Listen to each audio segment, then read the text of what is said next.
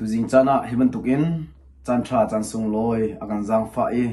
asarmini cheu do na zong dam lom ten akam phak than ter tu kam bia mi kam pathian jisu khrei ama sa biga min thang thas ko se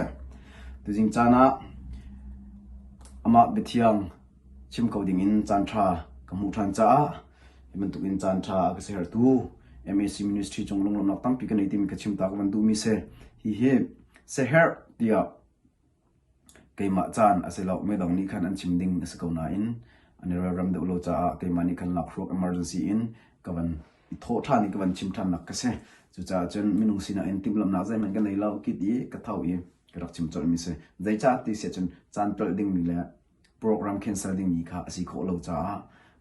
ro kho lo cha ka rak dir mi kha asi ti mi te kha thai tar ta kam ban du na zai ti si zong minung kan phim kan thiam na la kan han na do chan no in thiang khraw len ton nak la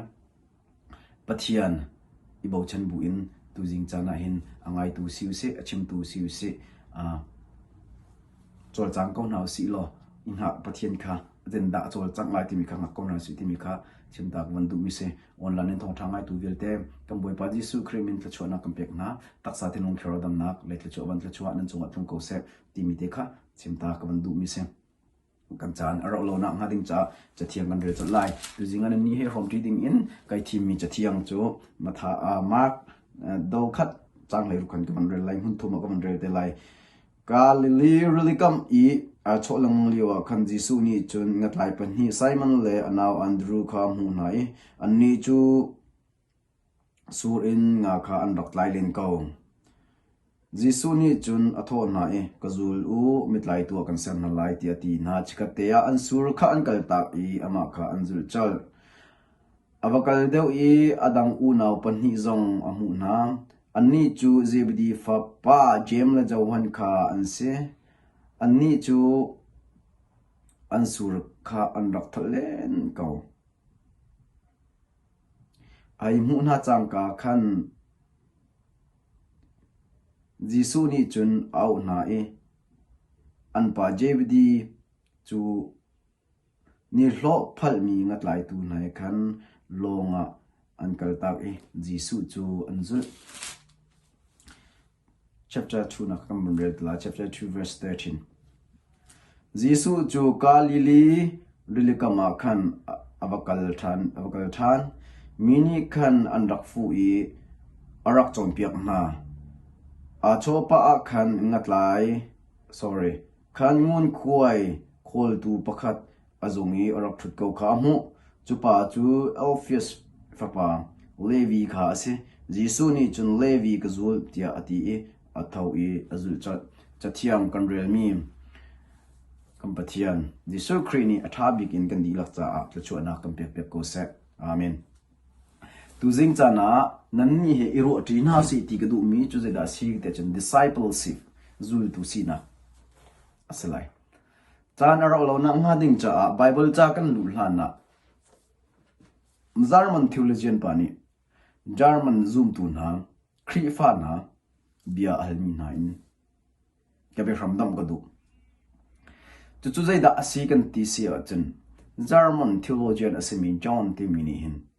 isai pakat atial e ma chu isai atial nia chen tin be from adam German krifa kaneti na ga hin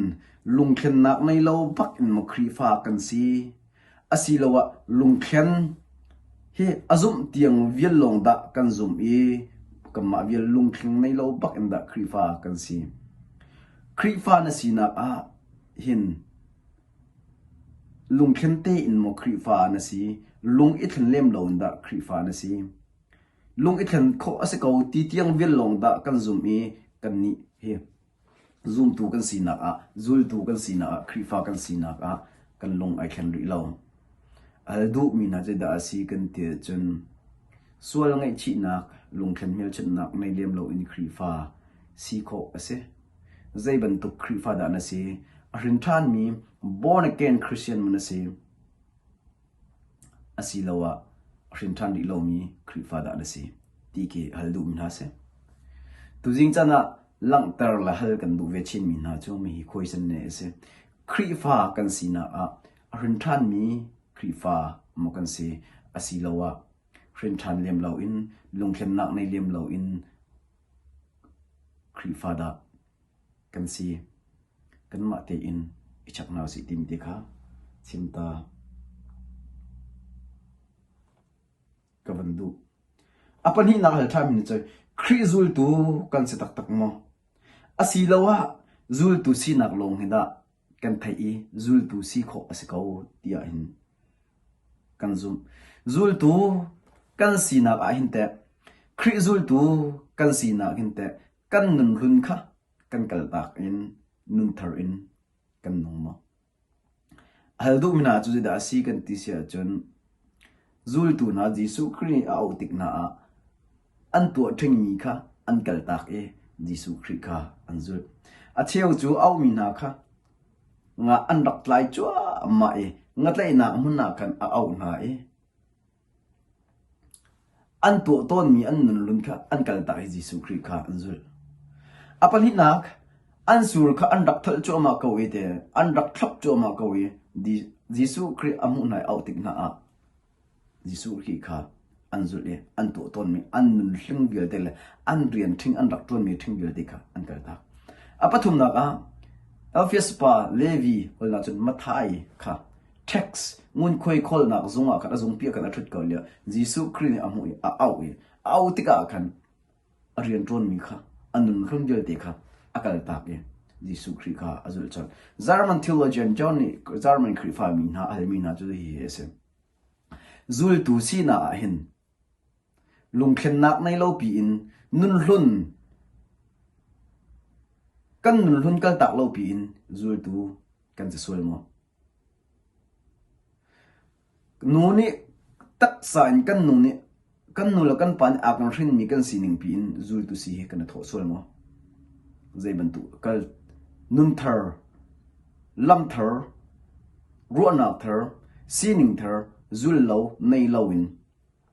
jisu khri nu zul he kan tho sual mo ti kha German khri fami almina ase hal ve na si ti ka du mi chu zul tu kan si na ga hin kal tak mi kan nun run nei lo in kan nun run pi he jisu khri kan zul sul mo ti mi abe pi tak mi se zul tu ka se iti kho ase asina in nun e thleng lem tung lo in kal tak nei mi nei lem tung lo in nun thar nun ne lem tung lo in jisu khri zul tu si kho ase ve tina ase apathum na hal than mi chu dot nak kan nei dot nak he azum tiang long mo kan zum asilawa kan ma ni hinte dot nak tak he midang sina kan lang tar mo hal du mina chu da si de dot nak kong chu kan mur kan ka ni chun achim lang mangi achim chu kan hum ngai asena in midang chunga dot nak tak anei mi zum tu kan sima achim long in achai long in aizami chimlarel thiam tak mi khri fa dot na kong chim thiam tak mi khri fa si ma vial ni mi vadot lem tung lo achai vial thiam ngang achai vial huam ngang dot nak anei tung lo mi achai huam tuk mi khri fa kan se sual mo ti mi hi German theologian Johnny German khri fa almaze khri fa na si na a dot na kong chim tam chami mi chunga dot nak anei lo mi ni se sual mo ka se ve sual mo chim thiam tukhe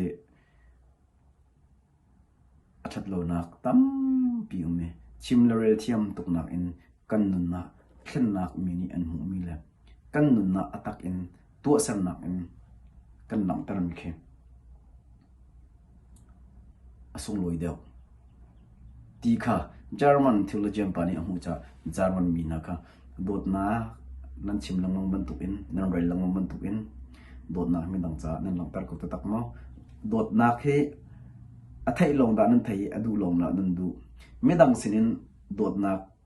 adu mi nan si ban tu in namma song ni midang ka do ve na u ti kha achim du mi ase pathum nak a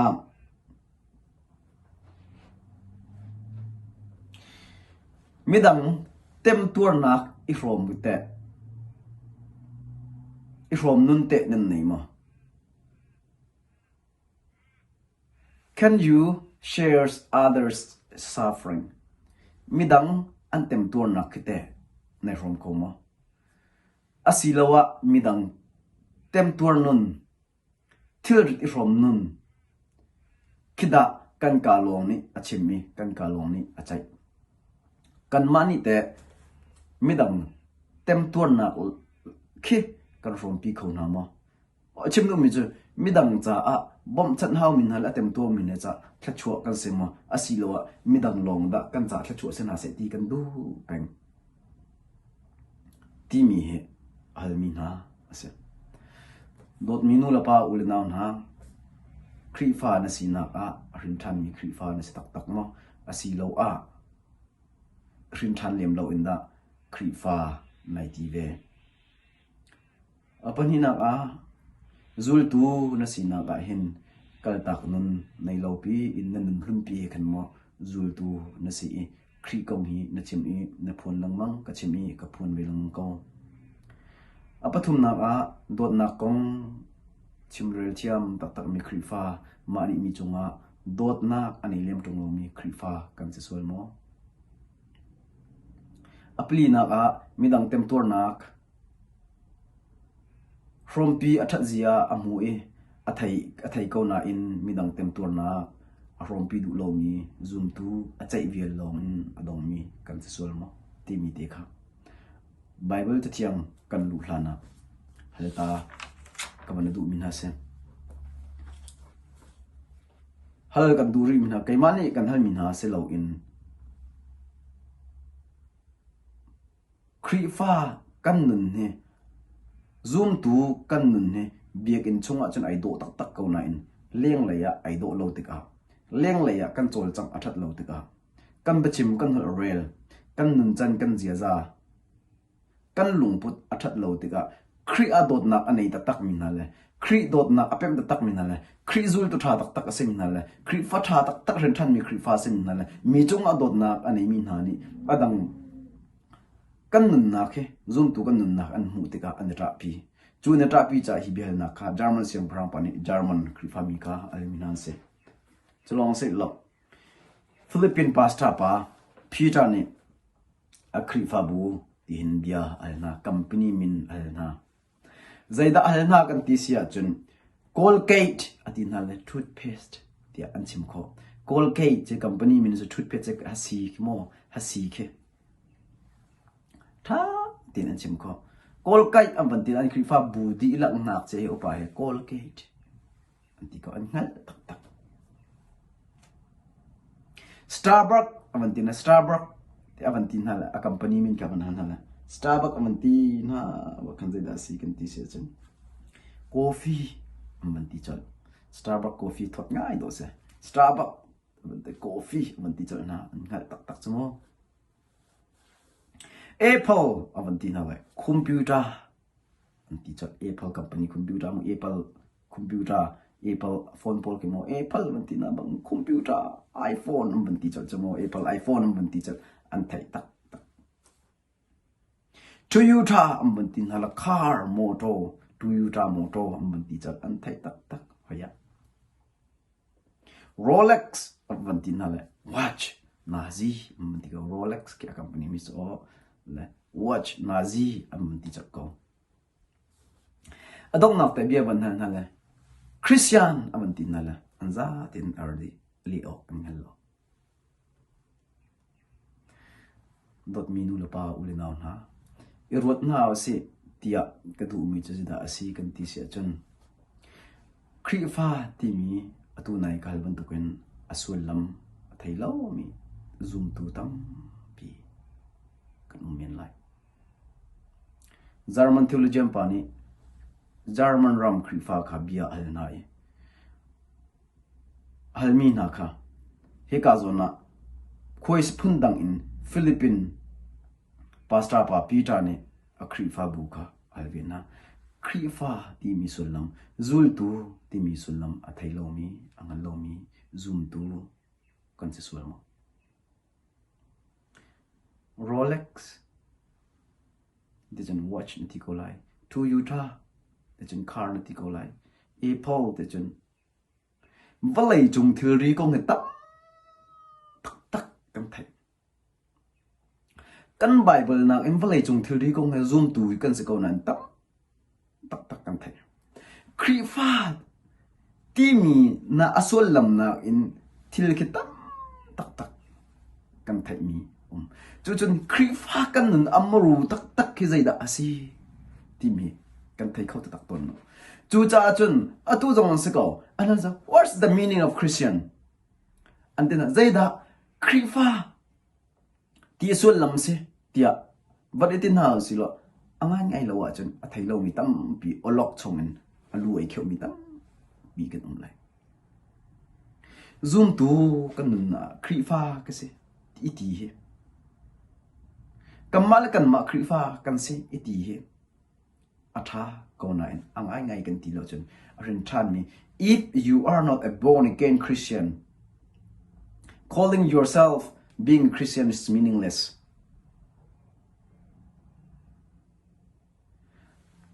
krifa arin than mi krifa kan si tung lo wa chun kan ma te in krifa ka se kan ti lang mang mi khe sulam anai mi asala mi te kha chimta kawan du mi se zaitin da krifa na sina ahin na ra thap krifa na sina nai thok na kanai pal sul ma zaitin da pathian ne iton bak in ma ai tong bak mi krifa na se mo pathian ni krifa afanu afapa chang dingin au mi mu mi krifa na se mo krifa na sina nai thok na khe tha te in ruat than no zau than to khoi kan da na krifa sina kha arak chua krifa na si kho nam ha ding cha na nu le na pa krifa an rak si ro nang ma kha krifa na si mi khang ngai che tak na se na pi le na pu na nu na pa pastor an si ro nga mo krifa upan si ro nga mo krifa na si ke se nai ti ve mi ka ngai che tak se krifa si angai lo te jin kan ma ni du thim na krifa ka chang lai ti du thim na nol gan nei lem na krifa na si na kha nang ma ni du thim na na nei mi aselo na nu na pa jong ne thok mi na sel aselo na pa sta jong ne thok mi aselo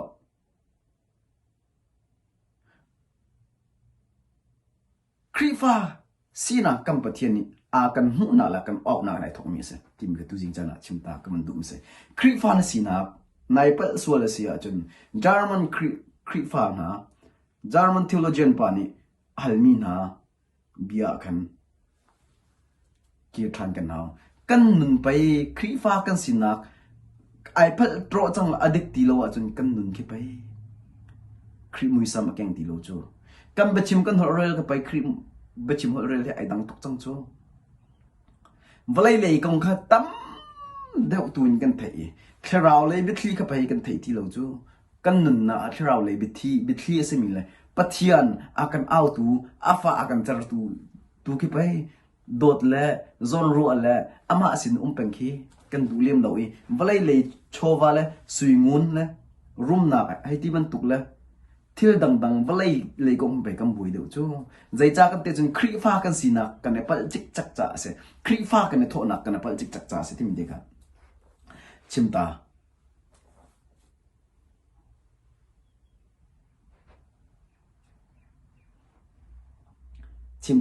ka ban du mi se he ka zo na Bible chunga kan rel ban tukin mak angan pakhat ame leiruk chunga kan Jesu Christ ni ka li te wa mi ai cho liwa khan te Andrew le Simon le Andrew anaw kha amuna te amuna yi te ka zulu ngatlai tu kan ser na lai ti na te jan ai kal de wi hode da James le John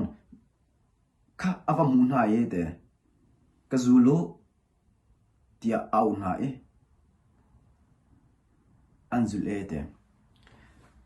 hay kal de we hau da mu thang kan ti sia chun Levi timi mathai kan ti ko lai cha mathai ka office sunga tax office sunga ngun khoi khol na office sunga kan athut liu kha ai mu ide ai mu e kazul ngat lai tu kazul tia ati azul chol ede tu jing chana lang tar ka dum je da asi kan ti sia chun je Simon le Andrew ni zul tu sina amma te an thok mi asalo Jisu chu ka lili te ka ma khan ka lili te ka ma khan akal li ai chok e ma chu liwa chun Simon le Andrew chu ngan dak lai chu ma ko su an dak chep chu ma ko ma kha sur an dak che chu ma lio khan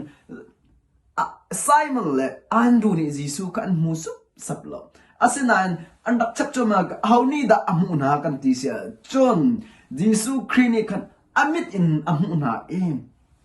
Simon le Andrew chu au na ka zulu ngat lai to kan sam lai tia te boy pe min thang thas ko se dot min lo pa ul na vial de na on la na bir ngai tu vial de na tun do ka chim man tun zaitin da khrifa na sina la zul tun sina kan dak thok nang si ti mi bia kan hal mi te na kan kam ban lak tar ka zon shil fia ka du mi se Andrew le Simon chu an ma du team na kan zul tu an rim lo an ma du team na in an nu le an pa khrifa an sina la zul tu an si ve na ronga kan selau in ama Jisu khrim ni Simon le Andrew chu zul tu asiding in ama arian tuan tu asiding in ama fa siding in Jisu Christ ni arak out nai Jisu Christ rim le an ma pum pak le Jisu Christ an tan nu Jisu Christ au na ko an thai nu khrifa zul tua ane chang dot minu la pa uli naw na khrifa na chana khan zaitin da nai thok Jisu Christ nai tong mo Jisu Christ o au na o thai in khirau chau bu in nun tlen bu in bero Jisu Christ ni bia an ro nu a khrifa na samo khrifa na sina kha ahram te kha dot thlat than to khoi ka zum da khrifa na sina na rai thok khrifa na sina na rai thok na ka zoom tu na kal han nak le nanun na ka abe pi tak tak mi se te mi ka chem ta ka du mi se apali na zaman kal li ri kama khan ai kal de ho da mu than na te James le John ka mu than na James le John amu na James le John kha su an dak thop chu ma ko su an dak thop chu ma ko liwa khan au nai chikat te ya an zul chot le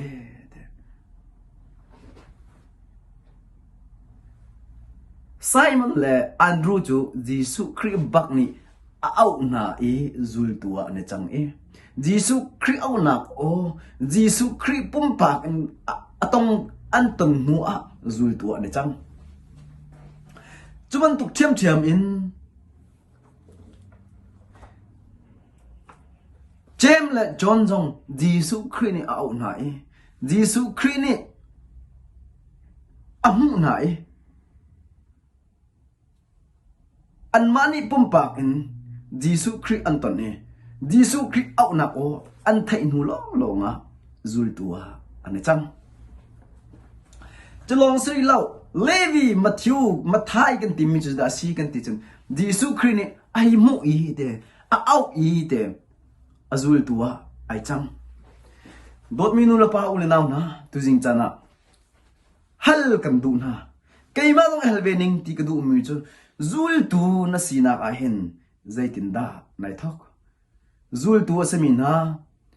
Simon Peter le Andrew le James John Levi na chu Jisu Christ ni au nu Jisu Christ au na ko an thai nu longa le Jisu Christ an ma pompak bak in an ton nu longa zul tu sina Jisu Christ na zul tu sika ne thok zoom tu kan nun na abe pi ta tak mi chu khoi ka mun man da Christ kan sina ke kan ne thok an ma du thim na asalem lo James la John ni an ma du thim na in zul tu si ane tho mi asalo Peter le Andrew ni an ma du chimnak in zul tu si ki ane tho e Jesu Christ an zul mi selo Mathai zong ni ama du chimnak in ai tho mi aselo chalong aselo in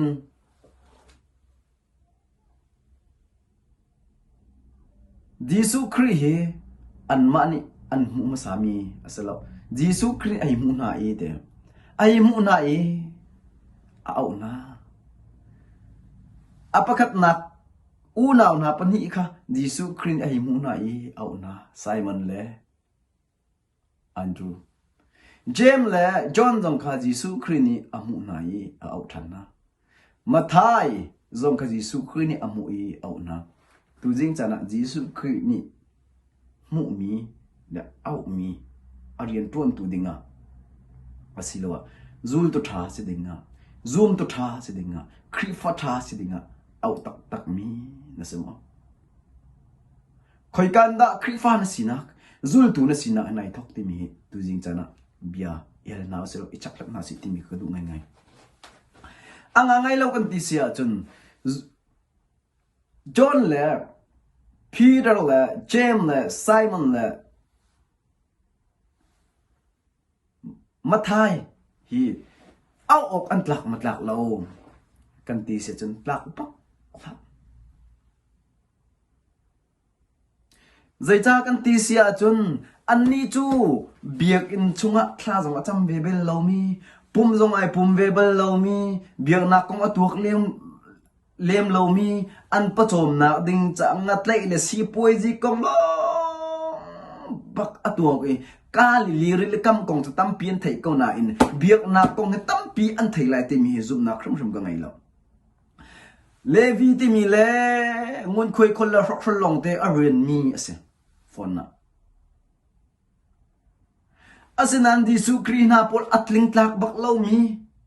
minung biak na hoina an atha da lo mi minung san tle nak anai da lo mi minung Jesu Christ au du mi na kro har tak tak ase nga atlai chu ma ko mi te kam chunga biak in kam a chun dian na sel au na sel phun dang se nak tai he ko special rakum na sel chu au na sel phun dang da waseri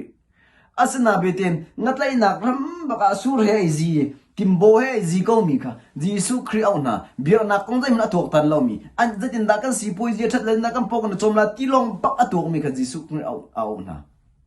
amu na au ko na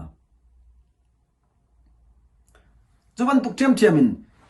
John le James dong cho an sur an dak thol cho am pa chom nak sur khat lek chang cho am pa som nak sur khat lek chang la ngatai nak kha anai dingen stilo an sur atre changa kan chun ngat am pa chom nak kha aboi bai dingen se chang la chu cha chun an sur ka he chat arak mu yo na an dak thlap ko cho au ko na cho an tuak tan lo Jesu Christ kong ka pakat man an tuak tan lo ka cham kong zai man an tuak tan lo tho thangai kong zai man an tuak tan min se lo biak in kal kong ka zai man tuak tan min se lo an ni am boi pi mi cha an sur atle chana sur thop asur tlek lo ni zen da mit adang ni an sur an dak ram leu kan ni zai nga tam da kan dak tlek la ti mi kha midang sur tle kha chan thar lak I an sur tle kara he tia nga tlek ding kha a chen chan dak ti mi se ve Mathai Levi ti mi le zai dang selon zai tin da mi ngun khoi tam ta tak kalak ko na rokhrolin he chatia ke ti na la ti mi khu akha ke office sunga mi de nak ding kale tax office sunga mi de nak la rokhrol nak khulong akhang mi se ve hoi an tlak mo tlak pak la an tlak rim lo dot mi nu la pa ul na na khri fa arin than tak tak mi khri fa ai tong tak tak chang Jesu Christ ai tong tak tak chang mi khri fa pum pa an Jesu Christ atong chang mi khri fa pum pa an Jesu Christ atong chang mi zul tu pum pa an Jesu Christ o athai au na o athai chang mi zum tu pum pa an Jesu Christ au na o athai chang mi zul tu khri fa arin than tak tak mi khri fa khri e anon ai ton tang ai tong chang mi khri fa na he kan tlin kan tlak ronga asalo khri ni akan au du he khri ni afa akan center du he khri ni arian tron tu dinga akan thim du he khri ni ama azul tu dinga akan au du he kan tlin kan tlak ronga selo dot nak le vel ronga khri ni ama azul tu ding le khri fa ama fa sidinga le ama thang that tu dinga le ama rian tron tu dinga akan au mi se Simon le Andrew and Jisu Khri minung to ito achon zul tu dinga le Jisu Khri ron tron tu dinga an tlak khrim khrim nak ngat lai an sikau James le Andrew Jisu Khri zul tu dinga le Jisu Khri ron tron tu dinga an tlak khrim khrim nak ngat lai an sikau Mathai Rokrol mi ei mon long khu atuak ta ni thatlo na khu long atuak tan mi Jisu Khri zul tu dinga le arian tron tu dinga aitlak thim lo asna be te in atlak tlai lo minung khri minung kan mit mu le minung khutuk ta nak a chun fi nung asmi mi rokrol asmi mini ti ding le mini thang chet ding le zairel lo ding mi minung ngatlai tuk tak le mi ngun khoi he chat ala mi me rokrol kha zairung da Jisu Khri ni au na te chun alam dang zai man au lo dot nak le ver rong lo long a Jisu Khri ni au I arian tuan tua asermi nai ase dot minu la pa ule na na khri fa kan sina khi katale kama chun I porlot pita tak ding mi ase khri fa tak kan sina cho I porlot pita tak ding mi se khri fa sina ai thok nak cho dot nak le vel in au nak in ai thok mi ase khri fa na sinak zoom tu na sinak khoi kan da ai thok ni na zoom tu khoi kan da zoom tu na sinak kha arai thok khri fa te na au lang mi kha khoi kan da ai thok nak amhan lawa chun na lung hring pathian au nak o na thei lem tung lo pathian som nak o na thei lem tung lo I nang ma te in zul tu nai ti mi le nang ma ten khri fa nai ti mi kha na lung hring chek chak zul tu sina ma du pau in zul tu si asalap ma du pau in khri fa chan kho selo khri fa kan chan kho na cho Jisu Khri au nak in ai thok mi ase khri kan pa au nak o in ai thok mi ase khri kan pa au nak o in arjen ni thun kho ase ti mi te ka tu jing chana laktar ta ka du mi se khri fa na si na ki khoi ka anda ai thok khri fa na si na ai thok na fian lo asia chun khri fa tak na se lo phung me aba in khri fa na se tina ase khri fa tak asimi cho atling kan tlak lo bu in kan chambau bu in ngatlai si bu in ngun khoi khol tu si bu in khri fa si na khi khri au na in ai thok e khri zul tu si na khi khri au na o in ai thok Jisu khri fa si na le zul tu si na khi khri ni mu masa si na in mu masa mi au mi si na in ai thok mi de ka tu jing chana in lang tar ta kanu mi se Jisu Khri ni arian tuan tu dinga au mi na an rian chu van chung pen na kong chim se ma chu van chung pen na kong thong tha chim se zai da an rian asi kan ti se chun tak sa in adam lo mi na valai lei thon nak ni raktem ton mi na tak sa in adam lo mi na dam terian ka se an dam ter bak na zoom tu tak aselo mi ma te zoom tu ai te mi chu kam bechim kan hol rel man in do ko mi kan tha na la midang cha han ai din ok murka le midang cha athum al mi murka man kan sin no chu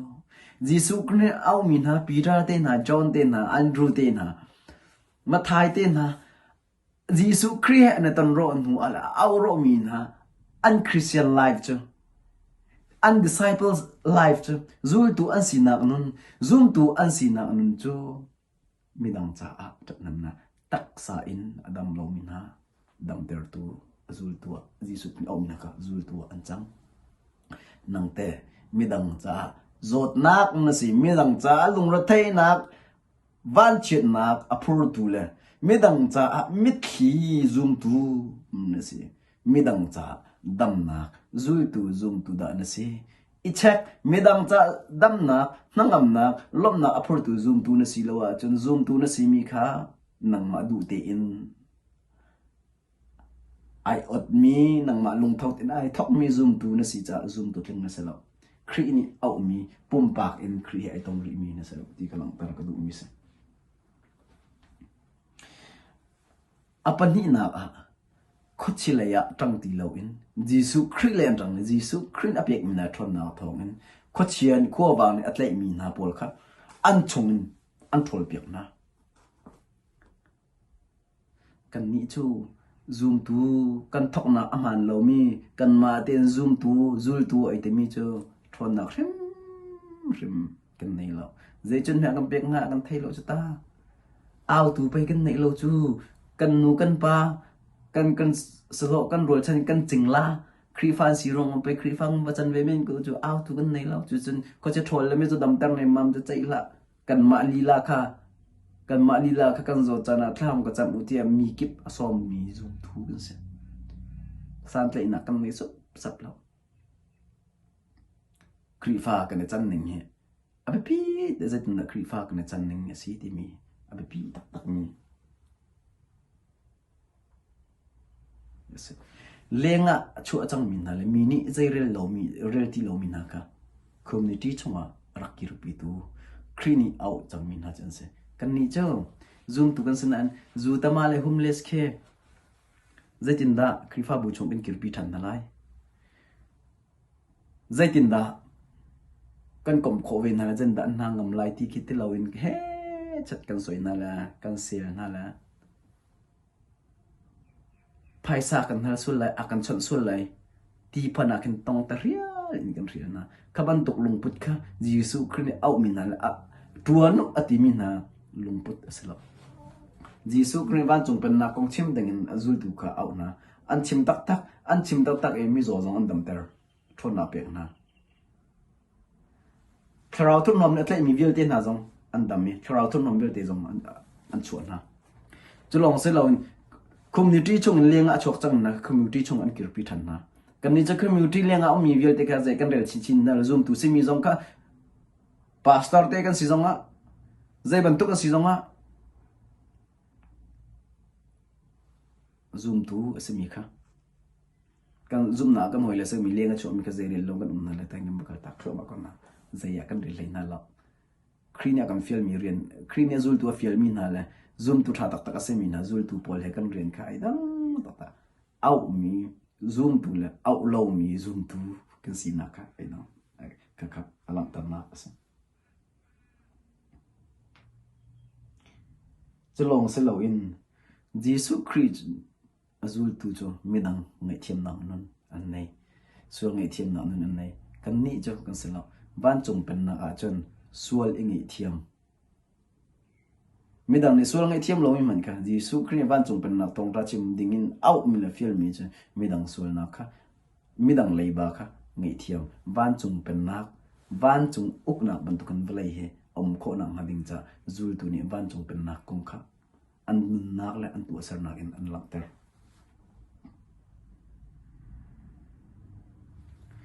chu cha chen zul tu pol na ni valai kil dia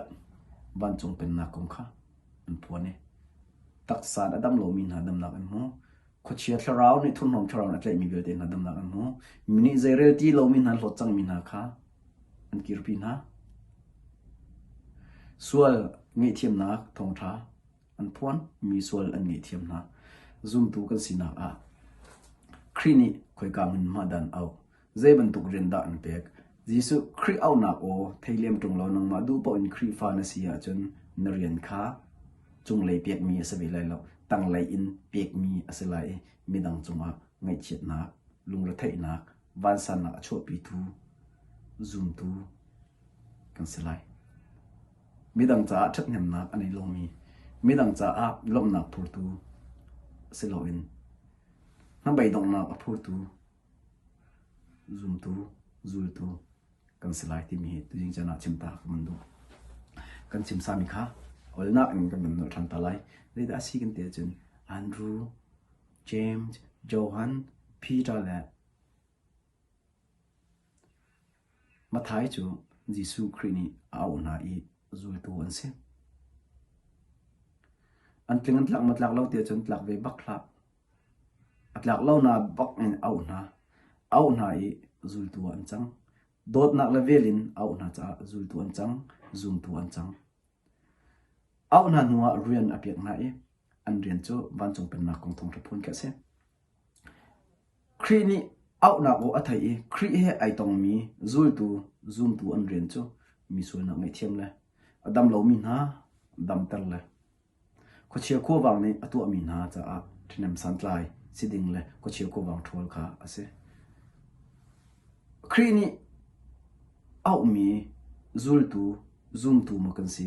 ma te in zoom tu zul tu da kan se khrini au mina zul tu zoom tu chu